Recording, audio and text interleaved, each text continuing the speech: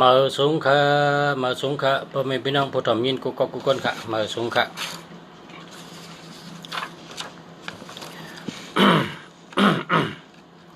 มื่อไหร่เอาปืนลองกวนก่ออันเฮ็ดอันตั้งสุดนะจากลาดในพาเลเป็นก่อเฮ็ดอันตั้งสุดเอามาลัดนี่พ่อแม่พี่น้องใต้เฮาพ่อแม่พี่น้องใต้เฮาผู้ดอกเมียเขาไล่ฮู้ไว้ว่าเป็นเผอเป็นคนเมืองเหรอเป็นคนเวงเหรอก็เฮ็ดอ่อนตั้งสุดจากลัดนี่เนาะ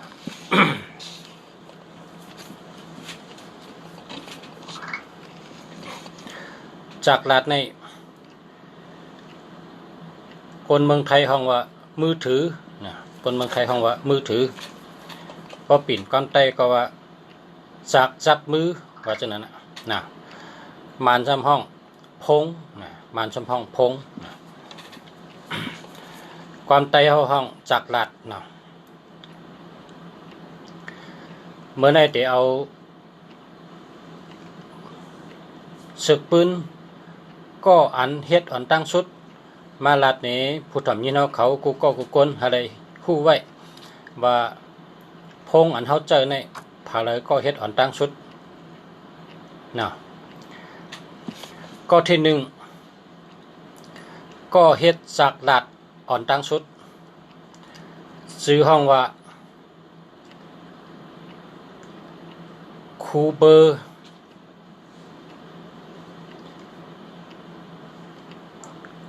นะคูเบอร์ในเกิดเมื่อเฮงเกาปาก28เกิดตีเวงชิคาโกในเมืองอเมริกัน เป็นคนเมืองอเมริกันก็เฮ็ดอันตั้งสุดค่ะ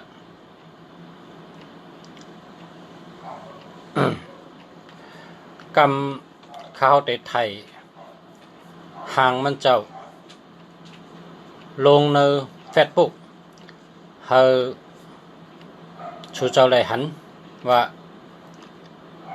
เป็นคนปุ่งจามจังหื้อนะเป็นคนใจห่างดีเรามีลองไปวนแคมป์นะไปวนแคมป์เฮ็ดออกมาเลยจากลัดก็อันตั้งชุดครับวายมาแต่ก็มันมี7ก็เขาป้องกันมี8ก็ทั้งหมดมี8ก็ก็กะแต่ก็มันได้หมอเป็นมันห้องมาจ่อยการ มันได้มันหมอก็เร็วมันไง ไล่ขึ้นห้องเห็นตีเมืองอเมริกันเวงชิคาโกพอถึงเฮงเกาปาก50ไล่เข้าซึกไล่เป็นก้นซึกไล่เป็นซึกฮอเฮอบินกอดตึกซึกตีเมืองโคเรียแล้วก็เป็นก้นซึกอเมริกันกลไล่ฮอเฮอหมินกอดตึกซึกเมืองโคเรียวายเฉตึกซึกเมืองโคเรียยาวเฮงเกาปาก57ไล่ลูกตีเมืองโคเรียขึ้นมาอยู่ตีเมืองอเมริกันพอมาอยู่ขึ้นตีเมืองอเมริกันก็ขึ้นมาขึ้นห้องเห็นจันจอมสืบเห็นแทง ตั้งเเหตุการณ์ก็เห็นก็เห็นมันเจ้าเหตุการณ์อยู่ในกลุ่มนี้มันเจ้าก็ซอยแถมกลุ่มนี้นั่นเฮ็ดจากลาดกูมิวจากลาดวางเหนือตู้จากลาดไอ้ก้อมอันก้นซึกเขาหอยจอมแอวจะไหนมันเจ้าเฮ็ดออกมาเฮ็ดเลยนำน่ะก้อยกะเมืองอเมริกันเขาอำไปปันมันเจ้าปืนเฮาเจอเลยในเมืองหลวงก้อยไหนแหละมันเจ้าเฮ็ดเห็มปันขึ้นในเมืองอเมริกันขายขึ้นในคนในเมืองหลวงเจอให้นั้นมา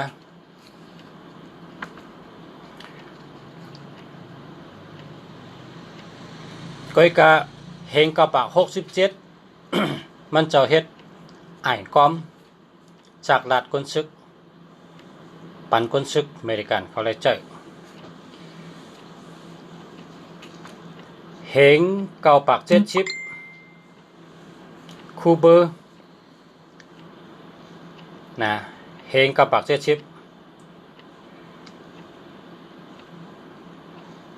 คูเบอร์ก็เฮ็ดจากลาดจับมือแต่มันเจ้าเจอเพราะมันเจ้าเฮ็ดยาวเนี่ยก็เฮ็ดปันใต้กอมันพอเฮ็ดปันใต้กองยาวพอมันกดเสือตัวกระนานมันโทรกับจูใต้กอมันสืบชายกับจูใต้กอมันใต้กอมันว่าฮัลโหลเขาเป็นคูเบอร์หาพวกไหนได้จากลาดเท่าไหนออกเอาดูอำดูเสือสายลาดต่อกันแล้วอยู่ลาดต่อกันแล้วใน เฮ็ดนั้นมาเฮงกับปาก73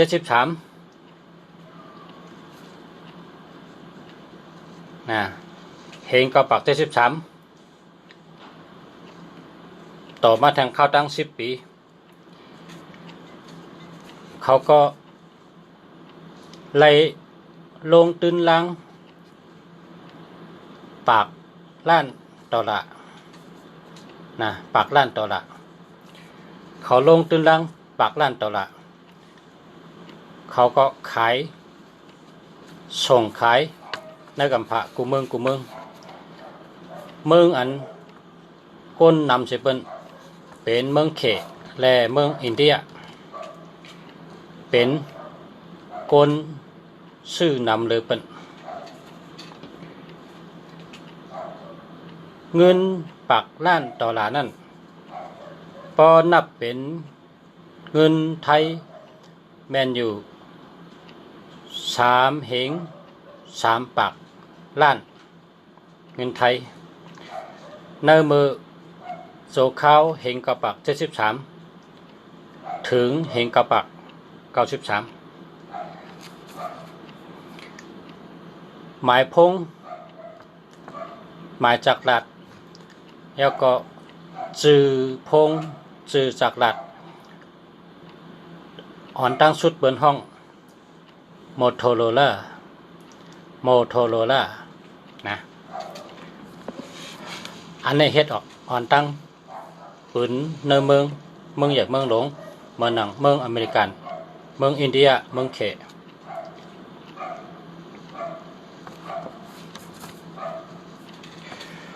วันที่3 เดือน 5เฮงกับ93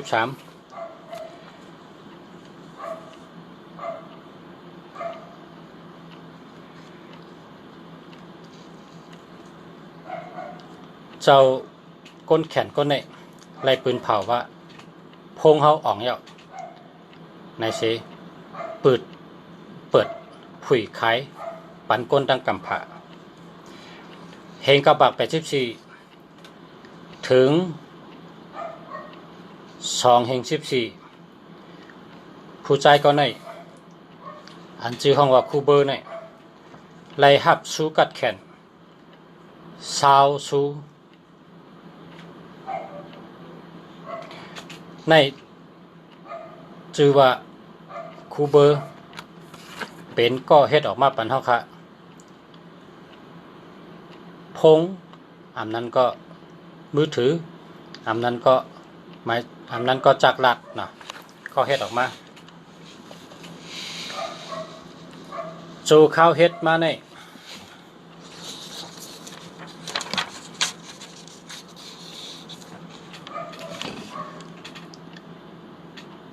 จอยกวนเฮาไหลกูมิว นะจอยกวนเฮาไหลกูมิวไว้ส่งข่าวก็ไว้ส่งห่างก็ไว้ลัดต่อกันก็ไว้เฮาข่าวก็ขอบคุณเจ้าคูเบอร์เมืองอเมริกันเวงชิคาโกใหญ่ๆนำค่ะเฮาข่าวก็เลยเจอพี่น้องเมืองไทยเฮาพี่น้องเจ้าคือกูก็กูกวนค่ะที่ทอมข้าวลัดนี่ เฮาข่าวก็ต่างตูเต้นสู่เจ้ากูก็ขอบคุณเกจูใหญ่เกจูต่างเจ้าคูเบอร์ก็เฮ็ดออกปันพงเฮาขาเลยเจอง่ายนะจอยเฮาขาเลยกูมิวเนาะ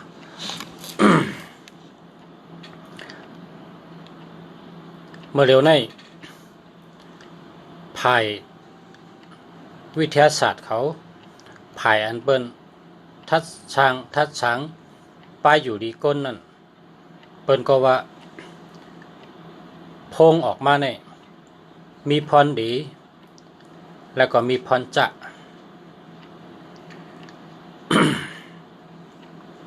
พรจางเป็นจังหือปอสู่เจ้าอุบพงนะ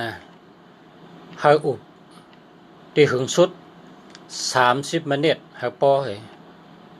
ฮาปอบ่เต็ม30 มินิเฮาปอเผาอ่ำปอเผาอุบหรือ30 มินิปอแทง10 ปีออกเอาสู่เจ้าได้เป็นเนื้องอก เป็นมะเร็งนะก็เปิดเท่านั้นแหละเนื้อปากหนึ่งได้เป็น40 เกาะอันนี้เป็นพรให้มาจอมจากหลัด ลองไปอยู่ลี ก็กะเมื่อเร็วในภายอยู่ลีเขาเจ้าเฮ็ดออกมาปันสายเสียบนะเพราะชูเจ้าเสียบเสอุบอันนั้นแหละหลอดเพ หลอดเพนำเพราะชูเจ้าโลอุบหึงก็เอาตัวครึ่งไว้ไกลๆสืบสายยาวๆมาเสยหูให้อุบอันนั้นได้หลอดเพนำกว่าเนาะเพราะว่าชูเจ้าเอาเครื่องมันเน็กจับหูเสลาต่อปะเนี่ยอย่าไปอุบหึงในอันเฮาคาเลยเห็นมาเนี่ยให้อุบ30 มินิบ่อยอุบอย่าไปอุบหรือกันนั่นเพราะอุบหรือในบ่แทง10 ปีเพราะข้าวยาม10 ปีแต่เป็นยอกะในเนื้องอกออกมาอันนั้นก็เป็นมะเร็งค่ะ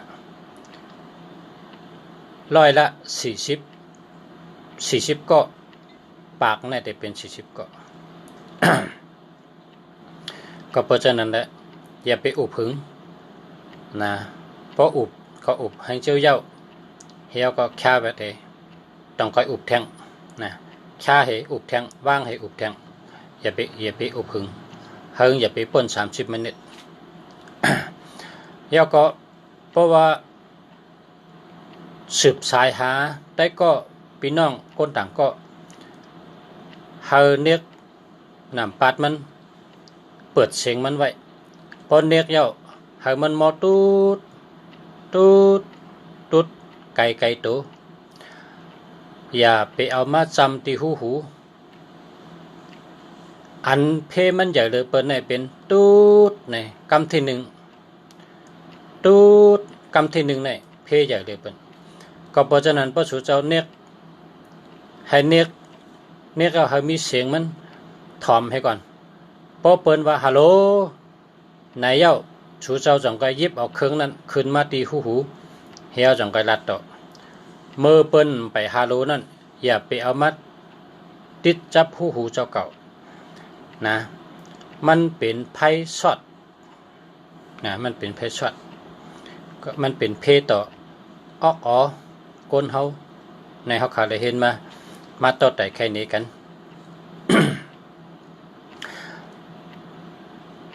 แล้วก็พอนอนกลางคืนอย่าไปเอาพงไว้จำกอกหูเฮาไว้ยานตู3 ศอกนะเฮาไว้ยานตู3 ศอกพอเอาพงไว้เตอหมอนโหไว้จับหมอนโหพอถึง10 ปีออกสู่เจ้าก็เป็นยอกะเหมือนหนังเปิ้นลาดนั่นค่ะเพราะว่าคนมีตังหูเขาเจ้าทัดสางเนื้อเมืองอเมริกันเขาลาดไว้เฮาคะไล่ขึ้นมาต่อแต่แค่นี้ปอเมพี่น้องเขาผู้ทำเมียน้องเขาสังว่าเจ้าในก็เฮามีสติปัญญาเฮามีญาณปัญญาสติวิริยะพอหลูลาดต่อในก็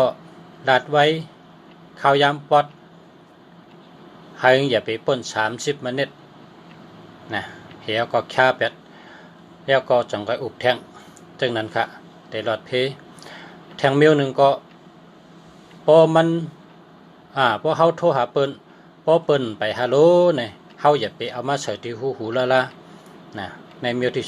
2แทงเมียวที่3ก็พอเฮาขาอุบในเฮาใส่สาย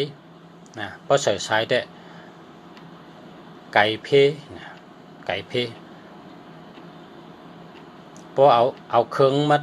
เตียกไข่ตีนาเขาได้จำเพนะจำเพ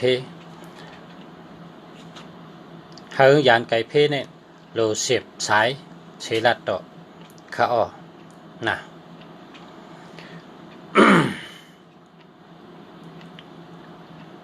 กำในหลัดในลองก่อเหตุมันเยอะพอสู่เจ้าเคยถาม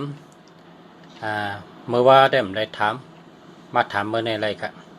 เพราะถามเมื่อว่าเยาได้อย่าไปถามแทง เพราะว่าเขาเตรียมตอบปันสู่เจ้ากูก็เยอะ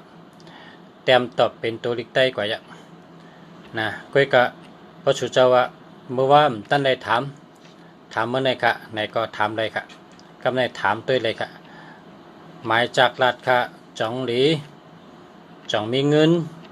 จองหลอดเพจองมีปัญญาจองมีตั้งหักเนาะ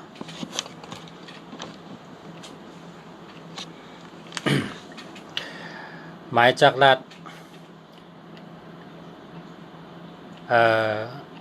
เฮาอยู่ดีกินหวาน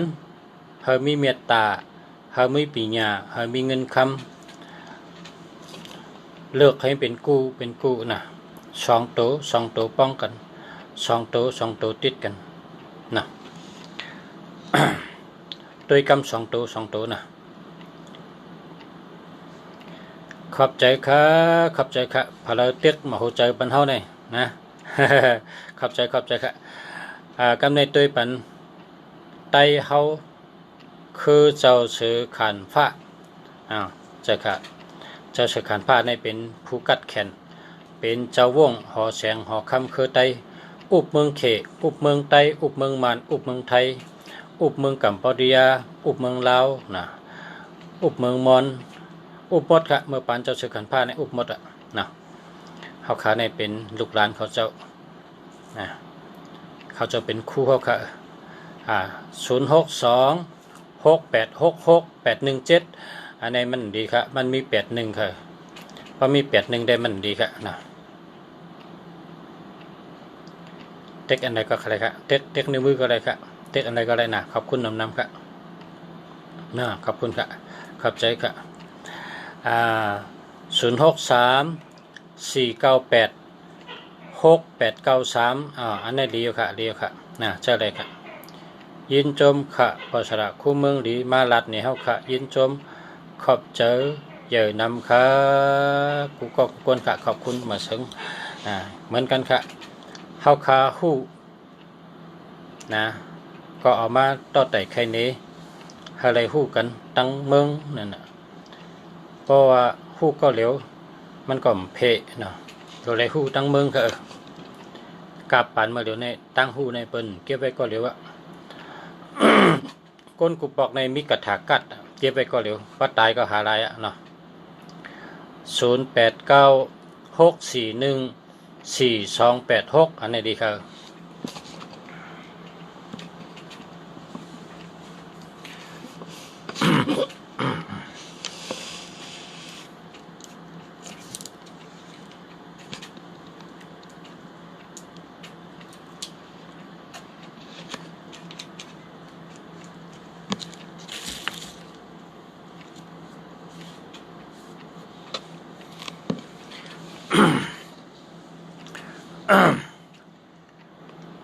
พอเผอเคยมีเงินนำ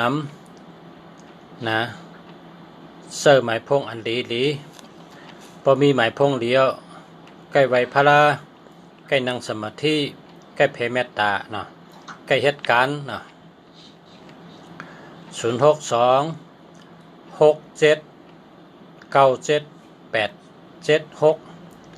0626797876อันนี้มันดีครับอันนี้เอา8เห็นนะ7667นี่มันดีครับไม่ลงเหรอนะ7667นี่เป็นห้องว่าไม่ลงนะอย่าไปเจอนะไม่ลงครับ0920342771อันนี้ก็ดีครับ02ก็ดี03ก็ดี27ก็ดี77ก็ดี77นี่มันจะเงินครับมันจะเงินมันมีเงินครับ77นี่นะ77นี่มีเงินมันจะเงินครับเปิ้นต้องเอาเปิ้นโหลเอาตัวมีเงินมันค่ะเอาตัวมีเงินมันค่ะมาสูงค่าเวอร์ในจ่องดีค่ะ0877862006อันนี้มันดีค่ะมันดีเอา8เลยนะมาซื้อติปชาแล้วว่าใครอันดี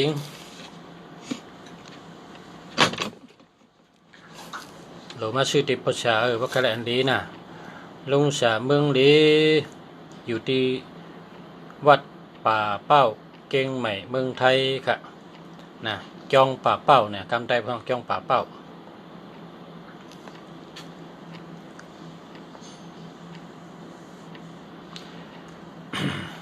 ยินชมเตะขา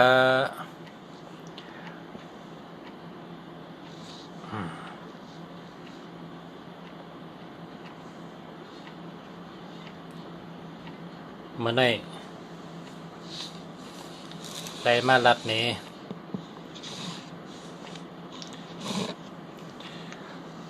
ลองก้นอันเฮ็ด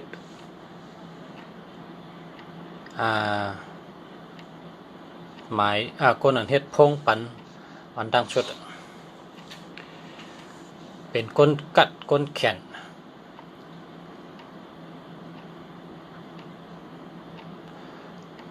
ก้นอันใกล้ถามจิกจอกน่ะเพิ่นว่าก้นแกะก้นแขนเมืองอเมริกันเนี่ยก้นนั้นใกล้ถามกูเมียว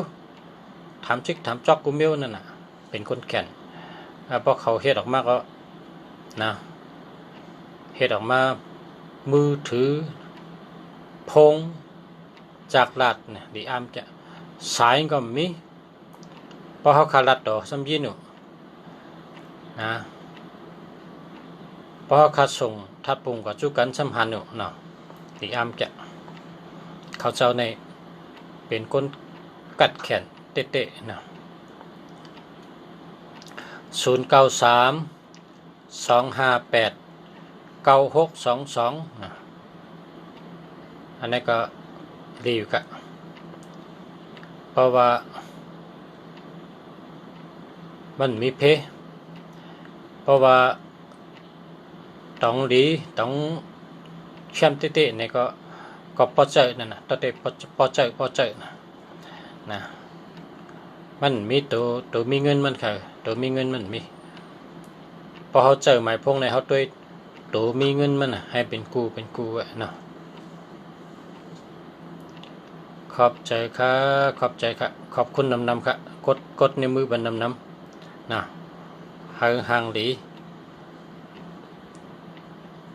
พอเป็นตุยนี่ก็โอ้คนตุยมันปั่นแห้งแก้รู้ในนี่เนาะคนตุยปั่นแห้งแก้รู้ในมือยกขึ้นนี่เนาะพอเป็นกาเฮ็ดกลางใจคนเมืองนั่นพอเป็นว่ายกมือขึ้นเนี่ยเป็นยกขึ้นเป็นพุงนะเป็นว่าพร้อมเสียงเป่งปากกันนะนี่ก็เขามาถ่อมลองหมายจากลัดนะหมายพงให้กูก้นให้เลยเจอหมายพงอันดีให้รถเพนะเจอก็ให้รถเพพอเคยมีปัญญาได้ตัว4ตัว5ให้จับกันนะ4 5 5 4เนาะ09941099751อันนี้มันดีค่ะมันดีค่ะเงินก็มีนะเงินก็มีลีก็มีส่วนหนึ่งเนี่ยเป็นโหเจ็บโหอุเย็นโหไข้แผลเลี้ยวสายตาลูกนะมันดีค่ะใจปังลอยหมด063-578-4438อันนี้ก็ไปแคมป์กะไปแคมป์กะใจปังลอยหมดก็หาเมื่อครับนะหาเมื่อหาชื่อเมื่อเขา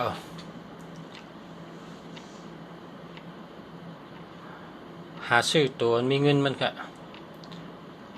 คาไลพอชาละชื่อไลซิมอัมลีอันคาไลซิม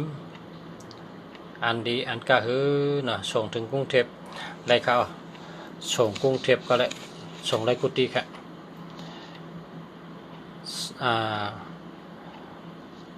ส่งที่อยู่มาเลยแต่ส่งที่อยู่มานะส่งปันตั้งถึงที่อยู่สุเจ้านั่นนะ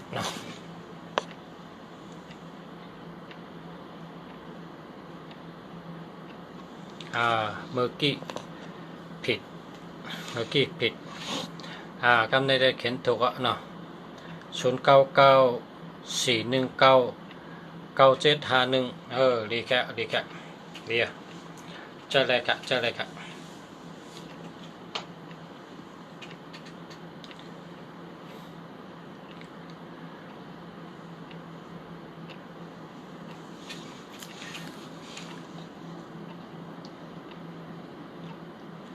พอเคยได้หมายพงดีเนาะก็สืบพงมาลุงชาอยู่ที่วัดป่าเป้าเก่งใหม่เมืองไทยอันนี้ก็มีไว้นำนะเนาะหมายพงดี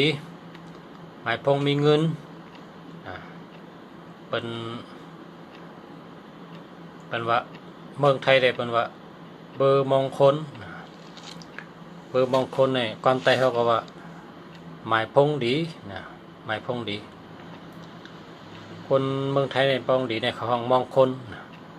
เบอร์มงคลเนี่ยบอกว่าเบอร์ดีนั่นนะ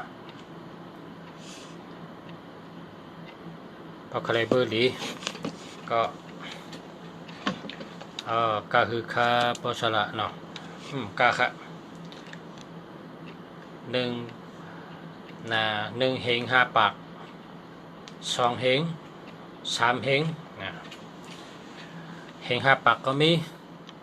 2 เฮงก็มี3 เฮงก็มีขึ้นก็ตั้งเนื้อกลางสูงขึ้นเพราะว่าตั้งเตะเฮง5 ปากเนาะพอมีเฮง5 ปากเขาชื่อเฮง5 ปาก พอมี2 เหงก็ซื้อ2 เหงเนี่ยนะเขามีเงินนำเขาก็ซื้ออันกามัน1 กา 1 หลี 1 กา 1 แคมนะ1 กา 1 เหลีย 1 กา 1 แคมนะสุภชัยเจริญสุขชื่อแคมแกะก่อนเนี่ยนะชื่อแคมแกะ0843649932นะ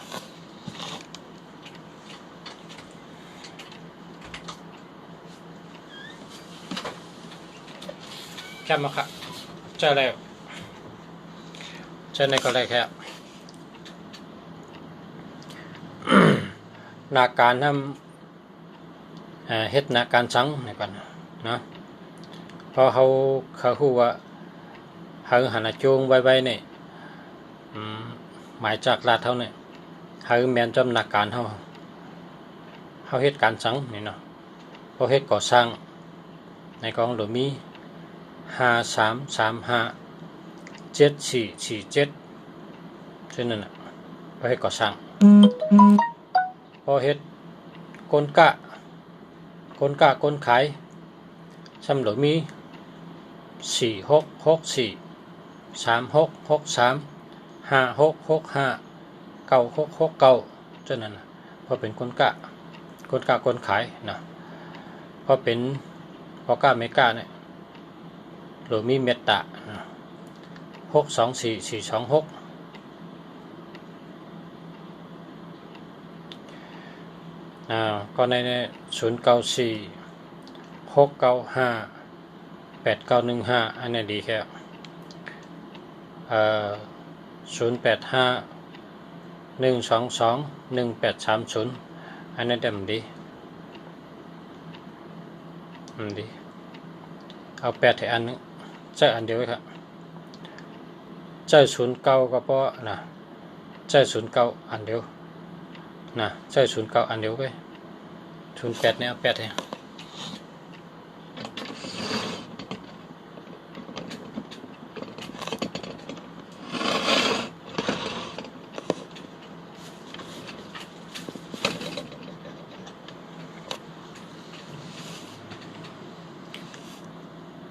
เพราะเขาตืดเรานะเขา8เราก็หมายพงในเฮมี959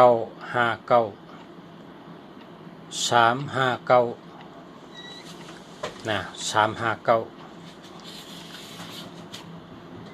959 559นะ5มี2ตัวเนาะ559นะ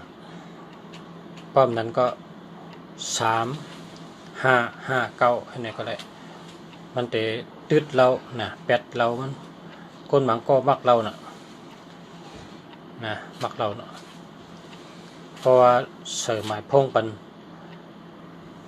เจิงนู้นเสียรัดเนี่ยเขาเตะ8เราก็เร็วเขาเตะตืดเราก็เร็วเขา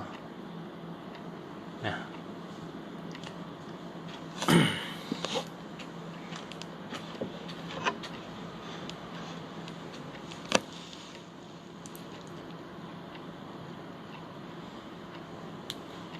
ย้อนเป็นก็สูหักสาวไตเวงโขคำหมอยโมเอโมเอคนยิงได้อะไรเอเนี่ยนะโมเอเนี่ยพอคนใจเนี่ยอย่าไปใส่เอนะคนใจมันก็ต่างชื่อว่าไอเอเนี่ยมันดีนะไอเอเนี่ยมันดีพอเขามีเจอฮัดเจอหันเจอฮัดเจอหันเจองานเนี่ยหมายพงในหรือมี878นะ878 8789นะ8789 828 8289นะพอมี7828เนี่ยเจอฮัดเจอหันนะเพราะเขาว่าเป็นคนขี้โกเนี่ยก็เราหาซื้อหมายพงที่มี นะ878เท่านั้นมาใส่ไว้เพราะว่า7เนี่ยแปลว่านักกานะ7เนี่ยแปลว่านักกา8ทำแปลว่าพิรูนะ8เนี่ยแปลว่าพิรู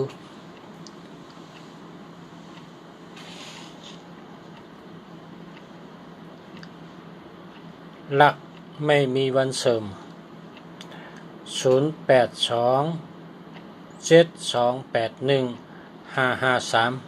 อันนี้มันดีครับเอา8เลยนะมันดีครับสายน้องทุ่งกุนปอน0846142829ในแคมจะหลีจะเนาะใจน้องทุ่งกุนปอนเต็มเป็น2ตีแล้วเนี่ย3ตีเหมือนกันแหละ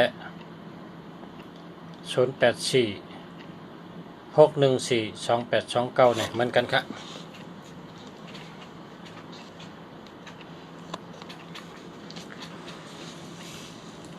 กุนปอนพี่น้องกุนปอน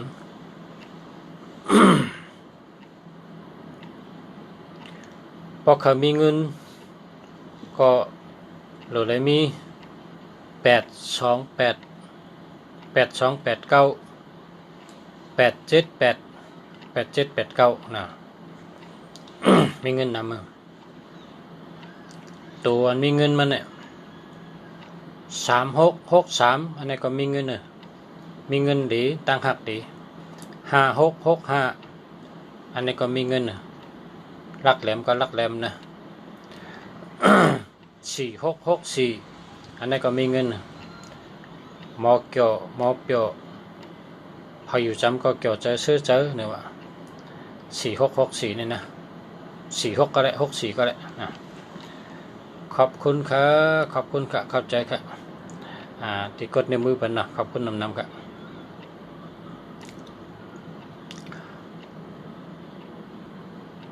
ขอบคุณครับมาในพ่อแม่พี่น้องเขานั่นเจ้าเนาะย่ำไปมีชิปมองเนี่ยนั่นก็เมื่อไหร่ก็โหคอก็มาลัดนี่น้องก็เหลือเฮ็ดพงอ่อนตั้งชุดนี่ไงนะให้สู่เจ้าผู้ไว้เขาได้ผู้ก็ให้สู่เจ้าผู้นะก็เลยเผยเมืองเลยก้นเมืองเลยเฮ็ดออกมาก็ที่1นะชื่อคูเบอร์นะคูเบอร์0993799514อันนี้มันดีเพราะว่ามี37นี่ทุกขะแล้วก็มีเพนำนะปางลงสนินค่ะทุ่งกุนปอนค่ะนะ0947327753นะอันนี้มันดีครับมันดี2772ในผ่านเงินนะผ่านเงินมันดีครับเอา8เลินคำนะ0993687743นะ43ในเลยสติชบความลองลัดลองสาเนี่ยมันแคบนะเป็นคนที่หมอลัดนะ43เนี่ยลัดกำแคบเราแรกให้หาเบอร์ใครเนาะหาเบอร์ทั้งค่ะ0899943292นะอันนี้ดีครับเมาไต้เมืองเซนวีห้อง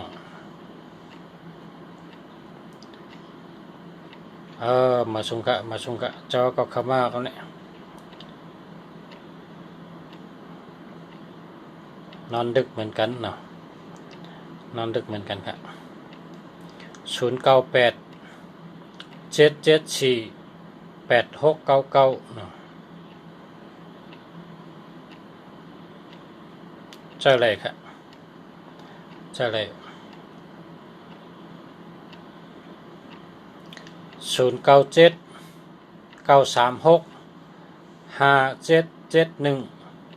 นะก็ใช่เลยครับใช่เลยครับ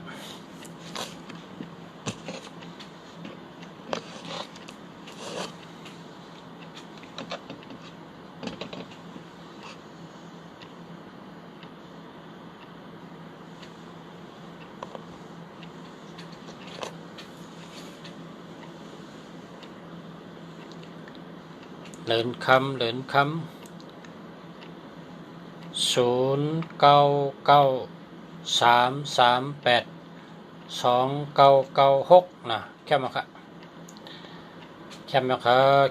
เรียกค่ะ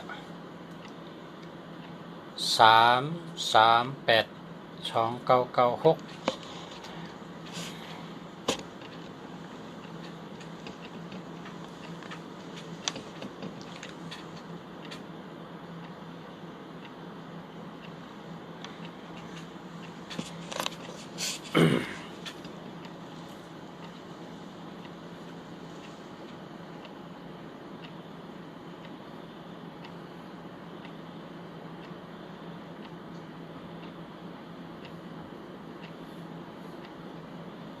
ใจไต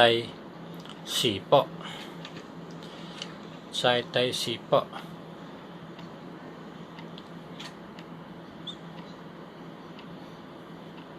มาจะมาเซนวีคนหางดีคนสีเปาะ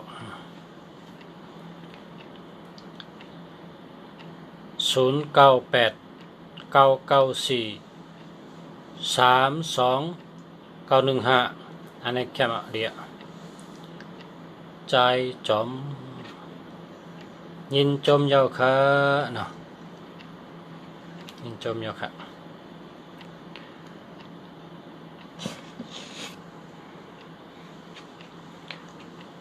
0864342986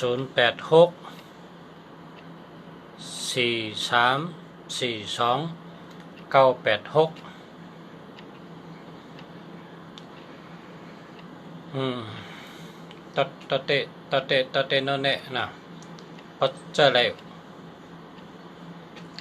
ครับ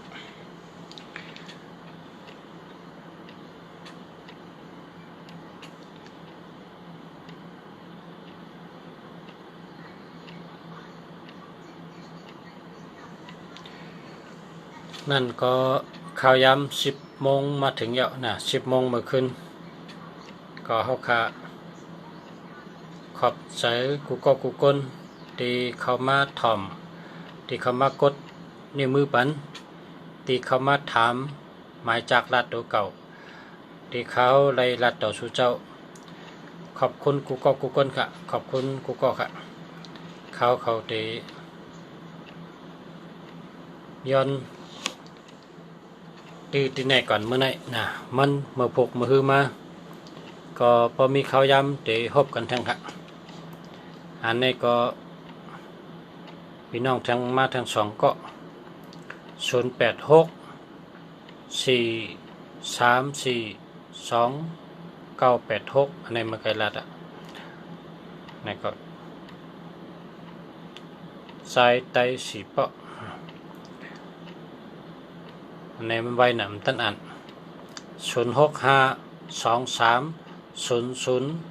0652300950อันนี้เต็มดีค่ะนะมันดีหาไปกันเนาะ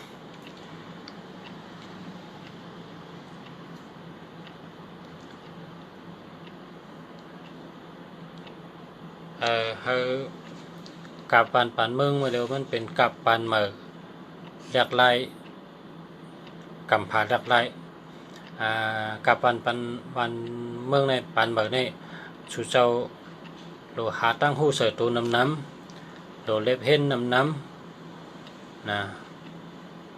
โลมอลัดโลมอว่นโลมอปกป้องเพราะว่าเจ้าเก่าให้มีลองขึ้นใหญ่ให้มีตั้งหูโตตอนกูวันกูก้นให้อยู่ดีกินหวานเหตุการณ์ขึ้นใหญ่เมื่อสูงให้มีเงินมีคำน้ำให้สู่เจ้าเป็นโปเร่งเปิ้นเป็นไม่เร่งเปิ้นให้ họ mi cú sủi dậyมีกรรมมีมุนนำใส่กรรมค่ะมาสูงค่ะมาสูงค่ะมาสูงค่ะอันนี้มาถึงกองเนาะ0856162278นะอันนี้ก็หามไปค่ะเนาะเพราะมี27ในเปิ่นใจค่ะ2737ในเปิ่นใจค่ะเนาะหามไปค่ะเนาะหามไปค่ะหามไปค่ะใจอันดีค่ะใจตัวมีเงินค่ะมีนำหนักเลือกลอยๆใจเย็นๆนะไว้ใจเย็นๆใกล้ๆหาลอยๆหาลอยๆตึงๆเนี่ยอันดีเลือกลอยๆหาลอยๆวันนี้อันดีก็chủเจ้าก็ใจอันดีมันพอchủเจ้าใจหมายพงดีเพราะว่าchủเจ้าก็ดีจัดปานแคมฉะดูแคมฉะใจแคมฉะย่อกะข่อมเป็นเพก่อมยาเฮ็ดการเฮ็ดงานก็ได้เงินดีมีเงินมีคำมีเมตตาดีค่ะเนาะก็เพราะฉะนั้นchủเจ้ากูก็ให้ต้องตื่นเจอหมายพงอันดีค่ะกูก็กูก้นค่ะแค่ต่อเจอหมายพงดีกันกูก็กูก้นใส่คำค้าให้อยู่ดีมีเงินอาศักเย็นยาวให้มีเงินมีคำนำค่ะมาสงค่ะมาสงค่ะ